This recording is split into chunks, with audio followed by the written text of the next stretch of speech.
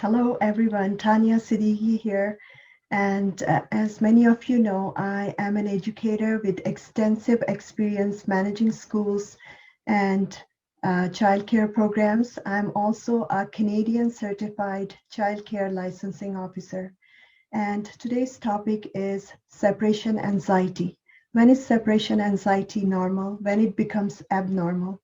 Well, to start with, the healthy separation anxiety begins when the children are between the ages of 1 and 4 years old. And parents usually notice this separation anxiety when the children starts attending the school for the first time. And the symptoms are clinginess, tantrums, and crying as the caregivers or parents leave the child care facility. And this type of anxiety at this age is perfectly normal. It signifies that the children have created a very strong bond with their caregivers and parents. And this is a healthy attachment where the child feels safe and secure in the presence of their caregiver and parents, and they don't want to be separated from their caregivers and parents. This kind of anxiety, the separation anxiety, usually subsides within 1 or 2 weeks of the child attending the school or the child care facility, and once the children get familiarized with their environment. But sometimes, in spite of all the efforts from the parents and caregivers, the children do not get over this separation anxiety.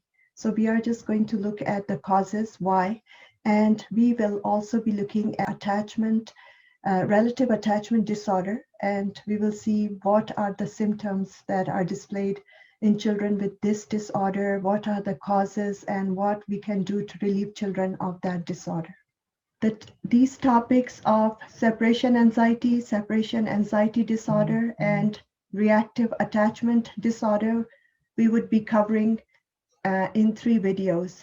So in this video, we already talked about and defined what is separation anxiety, and now we will look at the ways to help children to overcome this separation anxiety.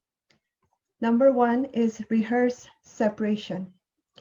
Parents and caregivers must practice separation from children initially for brief periods of time, and then gradually leaving them for longer durations. Plan appropriate times for separation, because toddlers and babies are more susceptible to separation anxiety when they are tired and hungry. Develop a ritual. Sometimes parents and caregivers may leave the children abruptly in childcare facility without saying a goodbye for the fear of upsetting the child, but that's not a good idea, because children must know what's going to happen next. And in order to provide them with predictable environments, it is important for parents to say a short goodbye, and this also promotes confidence in children. Keep promises. Follow through your promises and return at a time you told the children that you would return. This also makes the environment predictable for the children, and it helps the children to trust you.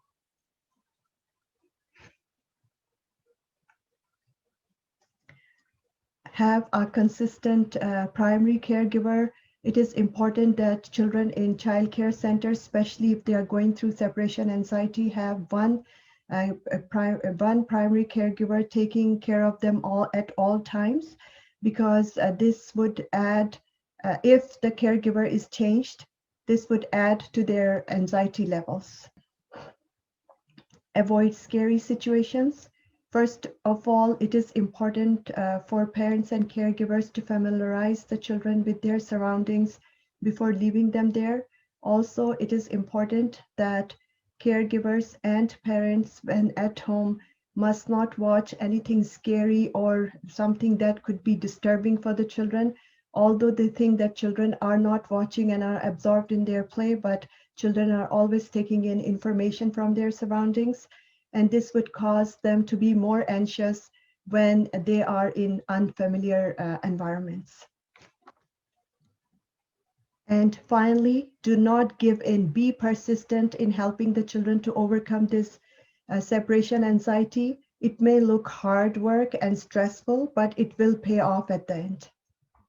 So that is all for now for this video. In our next video, we will be looking at what is separation anxiety disorder, how it differs from healthy separation anxiety, what symptoms are observed in children with separation anxiety disorder or SAD, and what are the causes. Thank you very much for watching this video. And please do not forget to like and subscribe so that you can get my videos as soon as I upload them.